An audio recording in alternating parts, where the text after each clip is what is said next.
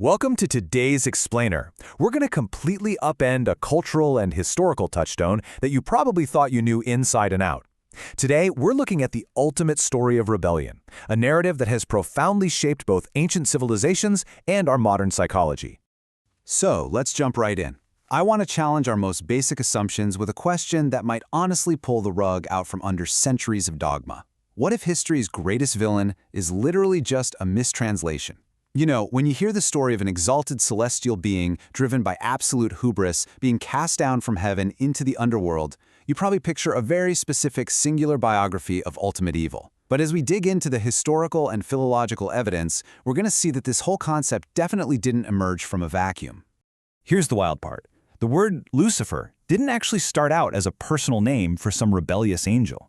It was just a Latin word in the Vulgate translation of the Bible meaning light bearer, and it referred specifically to the planet Venus in the pre-dawn sky. Yeah, the brightest object in our morning sky accidentally became the ultimate emblem of cosmic terror, basically due to a centuries-long game of historical telephone.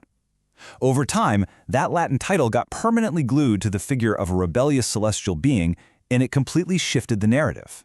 To untangle this whole mystery, here is our roadmap. We'll be covering 1. The mistranslated morning star. 2. Ancient political trash talk.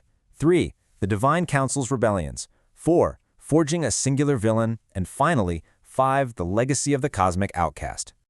All right, let's start with section 1, the mistranslated morning star.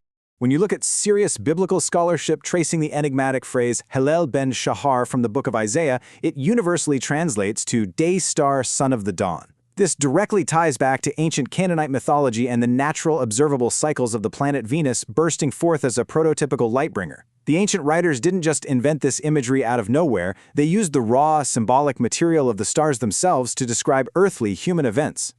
Which brings us to part 2, ancient political trash talk. This is where we get a massive aha moment. There is a huge contrast between how we read this literally today versus its original literary function.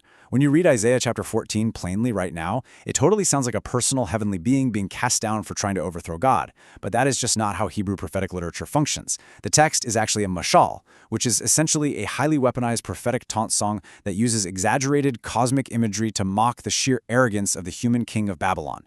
It was literal political trash talk comparing a collapsing human empire to a falling star.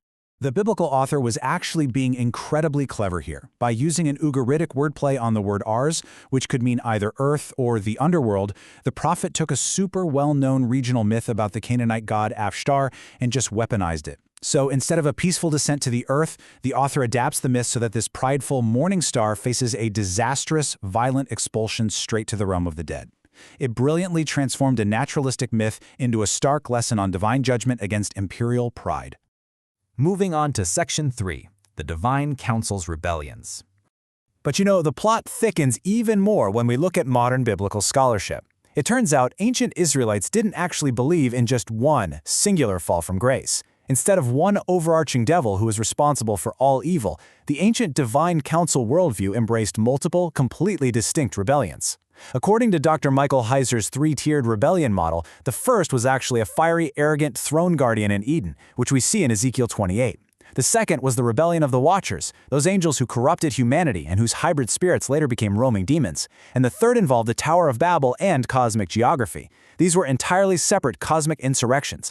What's super fascinating is that even these angelic rebellions had deep political and social roots.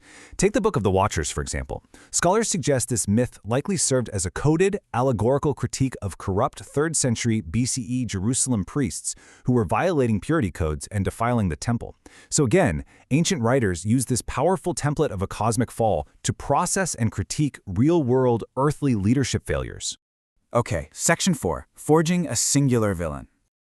So you're probably wondering, if there were all these separate myths, political taunts, and diverse traditions of rebellion, how did they all get mashed together?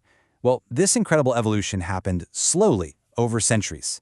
Back in the 3rd century BCE, the Enochic Watchers traditions really flourished. Then, by the late Second Temple period, Jewish apocalyptic writers began synthesizing these completely disparate threads to help process the trauma of Roman imperial oppression. Finally, by late antiquity, church fathers, most notably Augustine, effectively covered up that complex ancient context.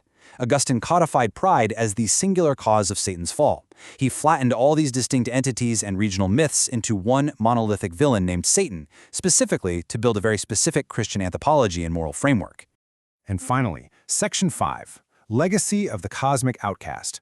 When we evaluate how deconstructing these ancient texts actually shifts our understanding of modern religious dogma, we basically find two faces of the exact same archetype. On one side, you have the dark mask. This is the cruel, sadistic adversary used by institutions to demand submission and make the very idea of rebellion look monstrous.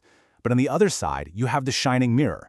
This is the Promethean lightbringer who pushes boundaries, steals fire, and offers knowledge, technology, and autonomy. They aren't tidy opposites, right? They are reflections of the exact same human drive. And this totally connects ancient scribal techniques to our current cultural fascination with the antihero. There's a brilliant quote that says, "They are two sides of the same refusal to remain passive inside someone else's cosmic bureaucracy." I think that just hits the nail on the head. The impulse to steal fire and question limits speaks to this deeply innate human drive for sovereignty that no amount of theological rewriting can ever fully erase. The narrative of rebellion remains our ultimate tool for defining boundaries, whether those boundaries are human, divine, or institutional. So as we wrap up today's explainer, I want to leave you with a final thought to mull over. When we look at the modern legacy of the cosmic outcast and we trace its roots all the way back to mistranslated stars and ancient political taunts, are we really staring at a symbol of ultimate evil? Or are we simply looking in a mirror at humanity's own reflection, fighting for autonomy against rigid, imposed systems? Thank you so much for joining us for this explainer. Keep pulling at those historical threads, and we'll see you next time.